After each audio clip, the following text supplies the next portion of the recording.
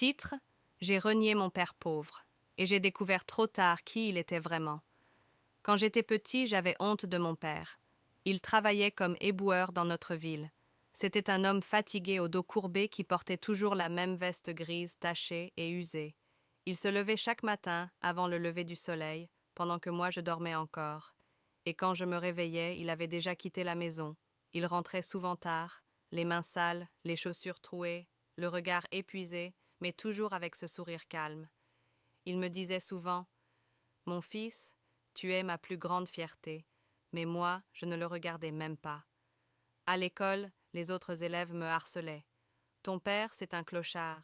Il vit dans les poubelles, il pue la mort. Alors j'ai commencé à mentir. Je disais que ce n'était pas mon vrai père, que mon vrai père était médecin à Paris, que celui qu'on voyait dans la rue, ce n'était qu'un voisin du quartier. Mais dans mon cœur, je savais que je mentais, et plus je mentais, plus je m'éloignais de lui. Un jour, il est venu me chercher à l'école. Il portait une petite chemise propre repassée. Il avait économisé pour m'acheter une glace. Il était si fier de venir me voir. Mais quand mes camarades l'ont vu, ils ont éclaté de rire. Je me suis sentie humiliée. Alors je l'ai repoussé. Je l'ai regardé dans les yeux et j'ai crié: T'es pas mon père. Tu me fais honte. Je veux plus jamais te voir.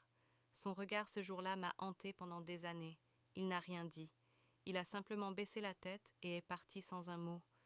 Quand je suis rentrée ce soir-là, il n'était plus là. Sur la table, une lettre pliée, simplement. Mon fils, je suis désolée si je t'ai causé de la honte. Je n'ai jamais voulu être un fardeau. Je t'aime de tout mon cœur et je te souhaite une vie meilleure. Ton papa, je n'ai pas pleuré. Je me suis contentée de jeter la lettre dans un tiroir et de continuer ma vie. Les années ont passé. J'ai étudié dur. Je suis devenue avocat. J'ai acheté une belle voiture, un appartement moderne. Je portais des costumes sur mesure. Je mangeais dans des restaurants chers. Mais dans tout ce luxe, une chose me manquait. Je ne savais pas quoi exactement. C'était comme un trou dans ma poitrine, une douleur invisible mais constante. Un jour, en rangeant un vieux carton, je suis tombée sur la lettre de mon père, celle que j'avais jetée des années plus tôt. Je l'ai relue, et cette fois j'ai pleuré. Je ne pouvais plus m'arrêter, alors j'ai décidé de le retrouver. Je suis retournée dans notre ancien quartier. J'ai demandé aux voisins, aux commerçants, aux collègues de mon père. Et un vieil homme m'a dit: Ton père, il est mort il y a 3 ans.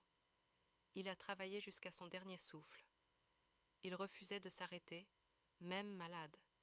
Il disait toujours qu'il devait envoyer de l'argent à son fils pour ses études. Il parlait de toi tous les jours. Je me suis effondrée. Je suis allée jusqu'à la maison où il avait vécu, une petite pièce sombre, avec juste un lit, une chaise et un carnet posé sur une boîte. Dans ce carnet, il écrivait chaque jour: Aujourd'hui, j'ai vu Kevin de loin. Il a grandi. Je n'ose pas lui parler, mais je l'aime toujours. Aujourd'hui, j'ai travaillé 14 heures. J'ai mis de côté 1 000 francs pour son avenir. Aujourd'hui, je suis tombée malade, mais je ne veux pas qu'il s'inquiète. Chaque mot me frappait comme un coup de marteau. Chaque phrase était un cri d'amour que je n'avais jamais entendu. Et puis, j'ai trouvé un petit paquet. Dans ce paquet, il y avait tous mes anciens dessins d'enfants conservés soigneusement avec une note. Je garde tout ce qu'il m'a donné. Même les gribouillis sont des trésors pour moi. Ce jour-là, ma vie a basculé. J'ai abandonné mon cabinet. J'ai utilisé tout l'argent que j'avais gagné pour créer une fondation au nom de mon père, une école pour les enfants pauvres, une aide pour les familles oubliées. Et lors de l'inauguration, j'ai pris la parole devant des centaines de personnes. Je suis l'enfant d'un éboueur, un homme que j'ai eu honte de reconnaître. Mais aujourd'hui, je vous le dis, il a été mon héros, mon modèle, mon roi. Si toi aussi tu as quelqu'un dans ta vie qui t'aime de manière silencieuse et discrète, même s'il est pauvre, même s'il n'est pas à la mode, même s'il ne correspond pas aux standards des réseaux sociaux, ne l'ignore pas. Aime-le, remercie-le, respecte-le, avant qu'il ne soit trop tard.